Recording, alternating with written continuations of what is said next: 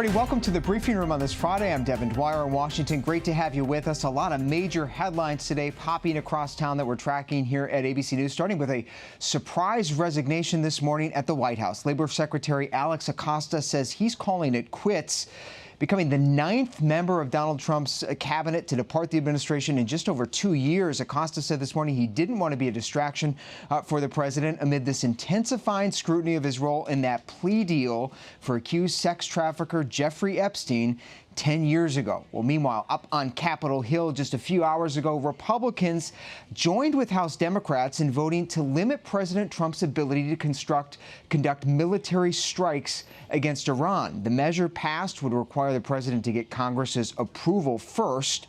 This after months of public pressure on that issue. Meanwhile, after lots of public lobbying, including some from Jon Stewart, the comedian, the House also approved a bill today that would finally ensure 9/11 victims and that compensation fund will be permanently funded. It now heads over to the Senate. But all eyes, of course, are on the Gulf Coast. Tropical Storm Barry bearing down the first named storm of the season, headed for Louisiana, packed with rain at this hour. Let's go straight to the National Hurricane Center. And director there, Ken Graham, joins us live. Ken, thanks for being here. Is it still your expectation that this will become a hurricane when it makes landfall?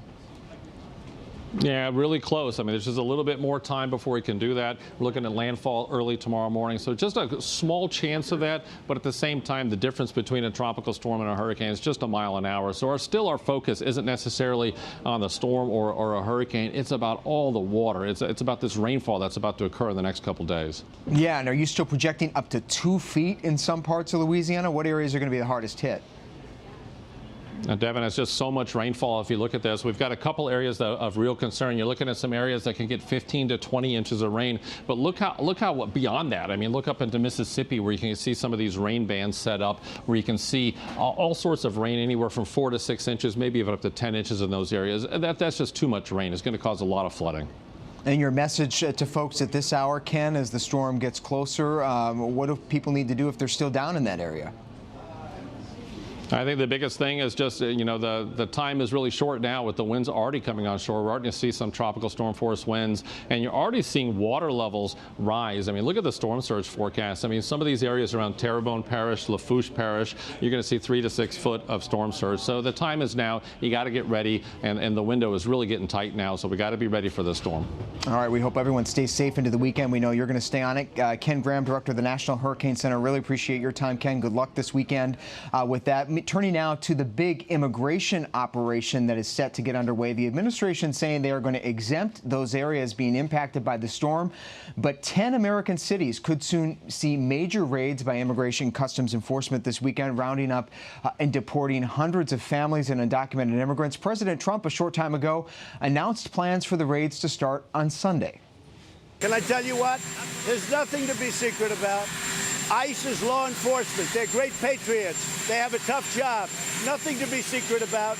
If the word gets out, it gets out, because hundreds of people know about it. It's a major operation. So if the word gets out, it gets out. It starts on Sunday, and they're going to take people out, and they're going to bring them back to their countries. And we're joined now by Aaron Katersky, our investigative reporter in New York, who has been in touch with immigration authorities. Aaron, great to see you. So who's being targeted here, and how does this operation different from what ICE does on a daily basis? Yeah, I think I'm struck by something there that the president talked about, a major operation. To immigration authorities, this is what they do every day. And in fact, what's going to be happening over the weekend, they say, is just a consolidated effort of something they do all the time. And so it doesn't seem like it's going to be anything more or less than that. We're told from authorities that this particular operation is going to target individuals who have been through the system and who have been told they must leave the country and who haven't. These targeted individuals often, we're told, have criminal records, and that is the case in most of those who are being targeted this weekend. And they are undocumented immigrants. But we're also told, Devin, that people who are with them at the time of their arrest, their family members, anybody who might be in their households, will not be targeted in this operation. Yeah, we had heard about those folks just yesterday here in the briefing room, so-called collaterals, people in the room. A lot of fear among these families if ICE comes knocking on the door. In context, Aaron, and let's put up for our viewers where deportations are overall right now in the Trump administration. Some might remember just a few years ago, 2011, at this point in President Obama's first term, we were seeing much higher numbers in the first and second quarter of deportation. So it is important to keep that in mind, that it's much lower now, right? It is much lower now. And in fact, there had been some talk on the campaign trail. You'll recall, Devin, at the Democratic debate where Kamala Harris took Vice President Biden to task for the number of deportations that happened during the Obama administration. And I think by publicizing this operation, which is an unusual thing to do for a law enforcement operation, the administration may, in a way, be hoping that some of these people end up deporting on their own. We don't know how likely that's going to be. We do know it's caused a good deal of fear. But immigration officials, I think, are taking pains to say that this is not anything unusual, despite whatever the president may say and how it may be viewed around the country, that these are targeted individuals, and so targeted because they have what are called final orders of removal. People who have not just crossed into the country, but who have been here, have been through a process that's long been established, and who need to go for whatever reason. And they're hoping that may quell some of the outrage that's around. I'm not sure it's going to work, but that's what the authorities are talking about. Yeah, they're also probably hoping to get some political advantage from publicizing this effort at this point in our politics. Aaron Katersky, thanks for the reporting. Meanwhile, a number of state and local officials are preparing for these raids, preparing to scrutinize the Trump administration's effort. Los Angeles County, one of the biggest immigrant communities in the country, says they are preparing social service agencies to ensure that children there won't be abandoned if their parents are suddenly swept away in the raids. Several governors are also speaking out about this process, vowing to go to court if certain lines are crossed. Here's Washington State Governor Jay Inslee, who stopped by the briefing room a short time ago. Well, we will be monitoring this very carefully, and we have been very vigorously enforcing the law and the constitutional rights of people, and we have now sued and defeated Donald Trump 22 times in a row. I was the first governor to stand up against his illegal Muslim ban, and we've now defeated him 22 times in a row because of Bob Ferguson, our excellent AG. So if we find there is any violations of the law or the Constitution, we will vigorously be in court. With these raids? That's correct. We will vigorously defend the rights of everyone in our state. And joining us now from the border area is Mayor John Giles of Mesa, Arizona, joining us by Skype. A large immigrant population in his community. They're just 150 miles from the border. Mayor Giles, thanks so much for joining us. So why don't you just get your reaction to the announcement of these raids, and what's the reaction of your community? Well, I guess we'll wait and see if this is something different than business as usual or not. I think we all understand that we have immigration laws, and it's important that we enforce them not just at the border, but also in the interior of our country. We also understand that we have 10 million undocumented people living in the United States, and it's a fool's errand to think that you're going to deport that many people. So you have to prioritize how you do enforcement of immigration laws in the interior of the country. And it sounds like this most recent raids are targeted at folks that have orders of deportation, and they're being prioritized by criminal activity, or they're searching for fugitives. If that's the case, I'm not sure that we're going to see something extraordinary that's going to provoke outrage from the community. You've talked a lot about, to interrupt you there, you've talked a lot about the role that that religious organizations have played in responding to the migrant crisis in your community, the role of churches, faith-based organizations, social service groups providing aid to these migrants and their families, also supporting those along the border. Do you think those communities should be off limits to ICE? Well, I think we're mixing groups of people. I mean, the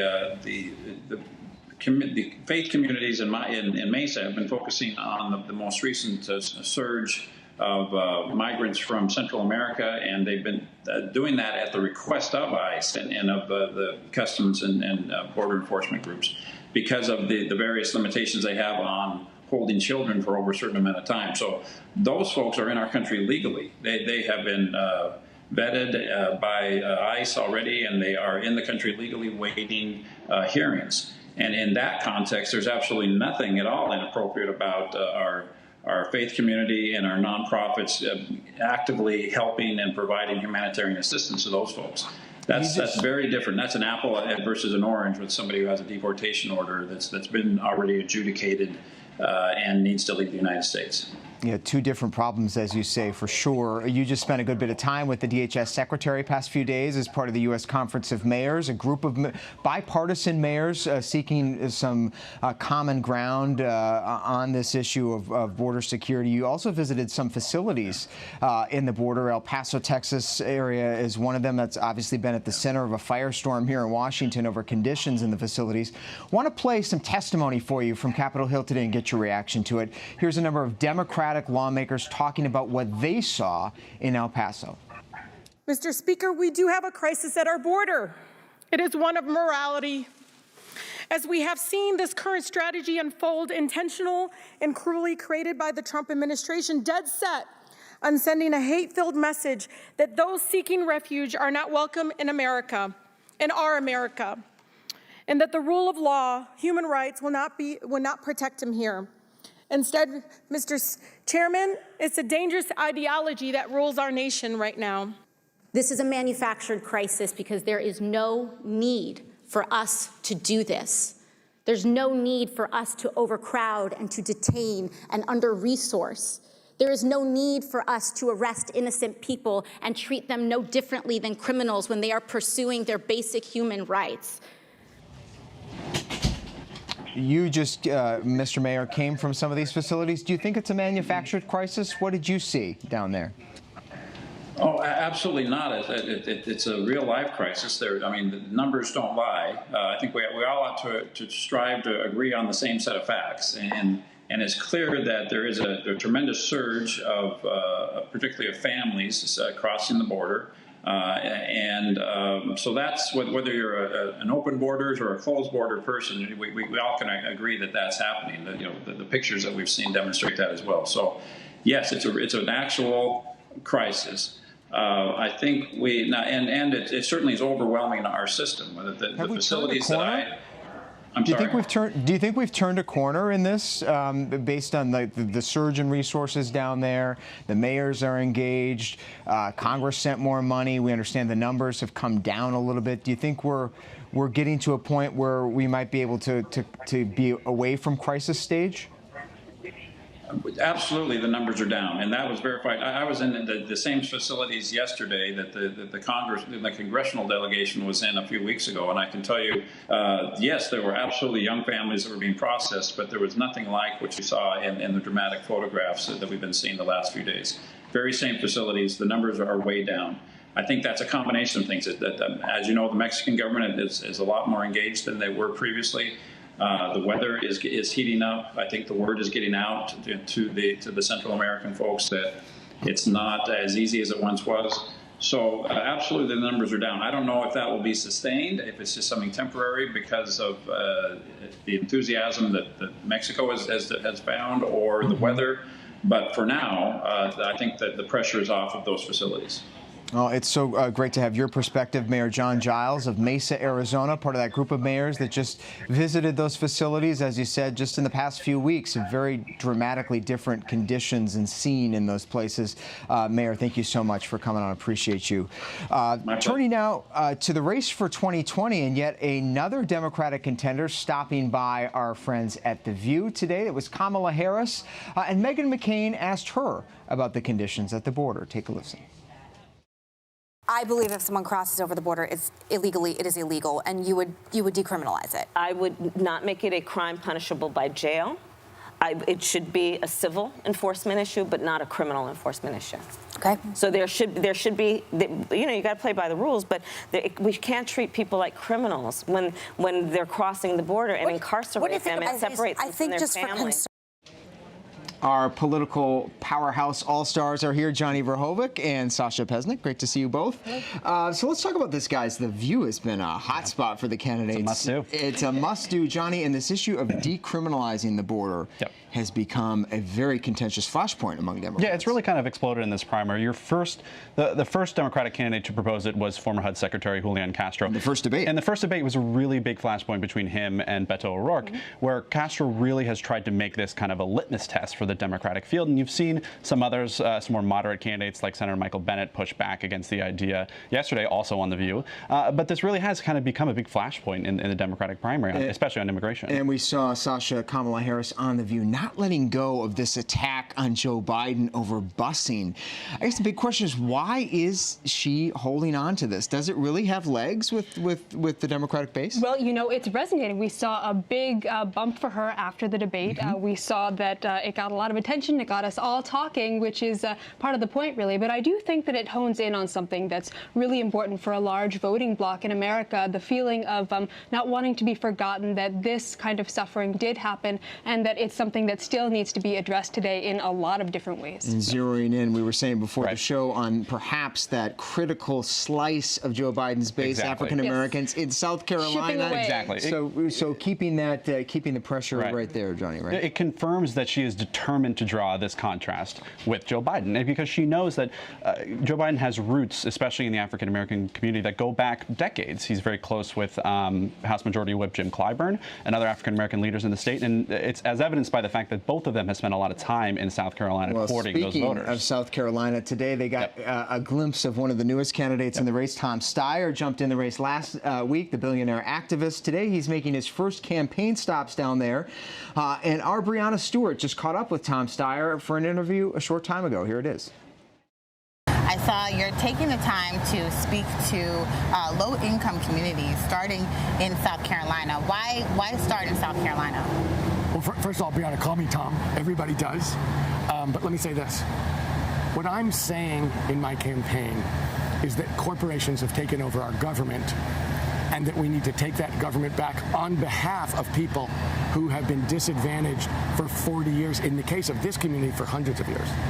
So actually, this is the perfect community for me to come to. I went to Burke High School, which is an overwhelmingly African-American school that is being prospect facing closure. And what you can see here, it's a perfect example. In South Carolina, they cut the taxes paid by corporations. And that meant they had to cut school bills. They had to cut education itself. They can't afford health care for everybody in the state of South Carolina. That's not because we don't have enough money. That's because corporations and the people who run and own them control our government and want all the money and aren't willing, the resources are not spread around the communities. So people are suffering. This is a perfect community where you can see they're at the mercy of corporations and developers who have no mercy, and they're taking advantage. I gotta ask though, you want to take on big corporations, but the biggest question that people ask when you announce your candidacy is that, you know, you're a billionaire. How can a 1%er identify with the so-called 99%? Look, I started my business, whatever it was, gosh, at this point it was 36 years ago. I started it, I ran it. I realized how much injustice there was in this society. I quit it. I took the giving pledge to give my money to good causes. And for the last 10 years, I've been organizing coalitions of ordinary people against unchecked corporate interests. I've successfully, from the outside, won propositions direct to the ballot in California and in other states against the oil companies, against the tobacco companies, against the drug companies. And in each case, we've gone directly to the people. I also have registered millions of people. We've knocked on tens of millions of doors. We've basically tried to get democracy back to the people and away from the corporations. So if you ask me how can I do it, for 10 years I've done it successfully. And I've looked in the eyes of people in these communities to hear what their problems are. That's why I'm here today, not just to say who I am, to hear what the issues are in the schools, to hear what the issues are about housing, to hear what the issues are about healthcare, to see what people are undergoing and what they need. Thanks to Brianna Stewart with Tom Steyer there. His entry already shaking up the race. Governor Inslee is responding to Steyer. Here's what he told us. Well, everybody's welcome into the pool, and it has not changed my plans, which is to continue to be unique in the race, and I still am unique in the race because I am the only candidate saying that defeating the climate crisis has to be the top priority of the United States. I'm the candidate who has actually passed 100% clean bills in my state.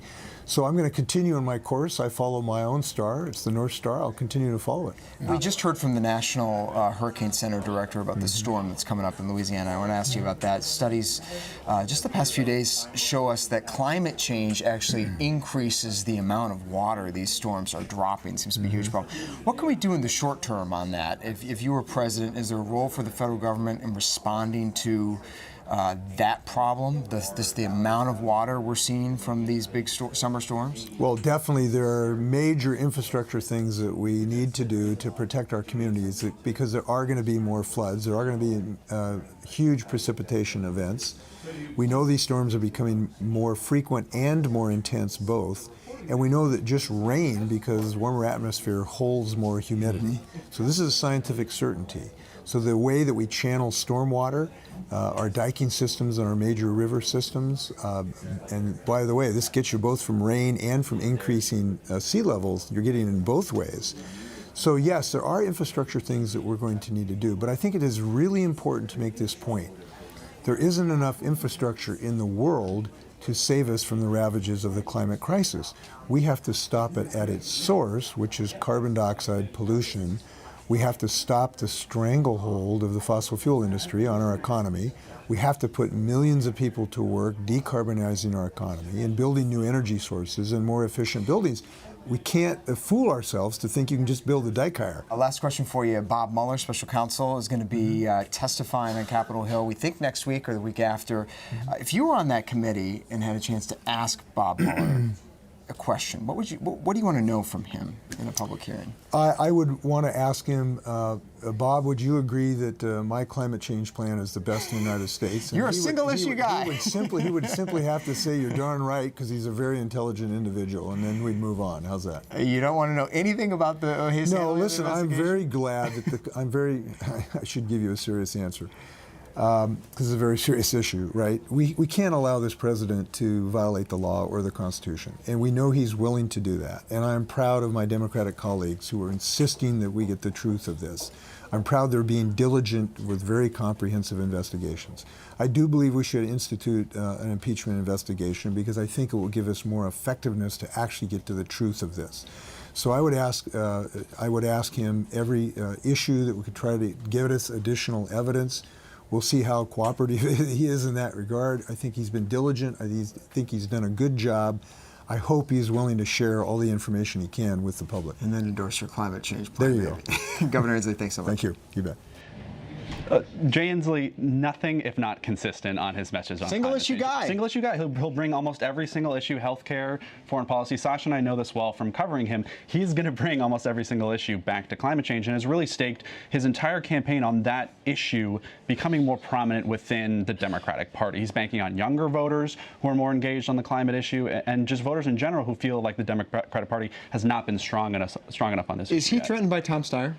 You know, it's interesting. They've actually known each other for a pretty long time. Steyer's Next Gen is pretty big in the climate movement. But what's interesting about Steyer's new campaign here is that he's not hitting hard on the climate issue at all, maybe because he sees Inslee as already occupying that track all the way. So maybe friends for now. We'll see. Sasha Pesnik, thank you so much. Johnny Verhoeven, thank you so much. You guys have a great weekend out there on the campaign trail. Turning now to our series, Millennials Who Run. We're bringing you the latest in millennial Americans who are getting into politics, shaking things up. Today, the story of a 28-year-old from Delaware who's running for state senate there in a bid that could make history. Sarah McBride is transgender, and she's looking to be the first American transgender in a state house. I decided to run for the state senate here in Delaware because I grew up and was born and raised in this district. I was raised by so many folks in this community, and this community has helped support me and sustain me through some of the most difficult times in my own life, from my coming out to losing my husband to cancer. And I wanted to give back to this community. You know, a lot of people, we see this in the polling numbers, your age, are very disillusioned with politics. They are, they're disappointed in the system. They think it doesn't work. They think politicians on both sides of the aisle aren't serving them. What inspired you to go forward with this and sort of defy those odds? What gives you hope that you can actually get into this system, albeit at the state level right now, and make a difference? I think that disillusionment is understandable. I think too many people feel left behind. Too many people still feel unseen and unheard, particularly with what's going on at the national level. But I'm running for office because I believe that change is possible, because I've seen it in my own life. I've seen it here in Delaware, advocating for landmark non-discrimination legislation that many people thought would be impossible to pass. I've seen it at the federal level, working with the Obama administration to move forward important policies. And also, yes, in working to defeat the politics of hate that Donald Trump and Mike Pence seek to implement.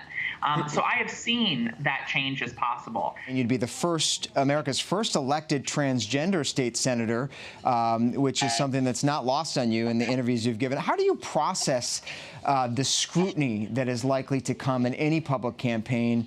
And do you anticipate people to be sort of apprehensive about your gender identity? Is that something that you're prepared to counter? You know, I think voters in this district don't care about my gender. They care about health care. They care about making sure that their schools are good. They care about making sure that they can take care of a sick loved one if they get sick and still be able to earn a living wage. They're concerned about reforming our criminal justice system to make sure it works for everyone. And so I don't think this is a community that cares about my gender. I also think that we've also seen that when transgender candidates run, they win, whether in Virginia, Colorado, New Hampshire, and I here in Delaware. And I'm confident of that because I have seen it in my own life. When I came out, this was a community that accepted me and embraced me. And I've seen firsthand that this is a community that judges people on their merits and not on their identities. It's a great state, the great state of Delaware, a very progressive state legislature for sure. Sarah McBride, any national political aspirations perhaps after you make it through this race? You know, one of the things I've seen over the course of my time working on advocacy and pushing forward important pieces of legislation is that most of the issues that matter to people are handled at the state level. And that's why I want to run for the state Senate. That's why I want to serve in the state Senate. And my focus over the next year and a half is going to be on meeting as many voters as possible, winning this race, and then if I'm elected, serving the residents and the constituents of the 1st Senate District.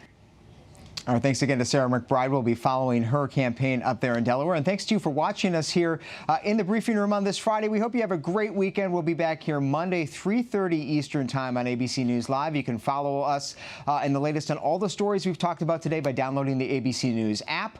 I'm Devin Dwyer in Washington. Have a great weekend. See you next week.